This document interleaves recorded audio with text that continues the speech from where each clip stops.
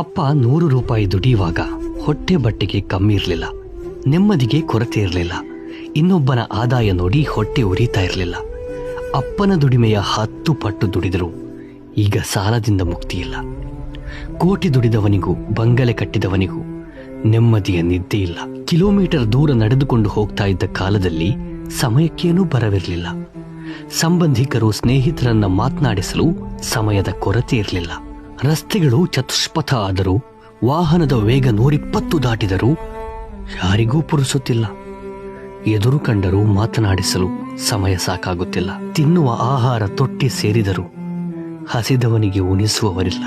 ಮಣ್ಣಿನಲ್ಲಿ ಆಡಿ ಅದೇ ಕೈಯಲ್ಲಿ ಹೊಟ್ಟೆ ತುಂಬಾ ತಿಂತಾ ಇದ್ದ ಕಾಲದಲ್ಲಿ ರೋಗಗಳ ಹೆಸರೇ ಗೊತ್ತಿರಲಿಲ್ಲ. ಆಸ್ಪತ್ರೆಯ ದಾರಿಯೇ ತಿಳಿದಿರಲಿಲ್ಲ. ಬಗೆ ಬಗೆಯ ಕೆಮಿಕಲ್ ಹಾಕಿ ಮೈಕೈ ಶುಚಿಗೊಳಿಸಿದ್ರು. ಅನಾರೋಗ್ಯ ಮಾತ್ರ ತಪ್ತಾ ಇಲ್ಲ.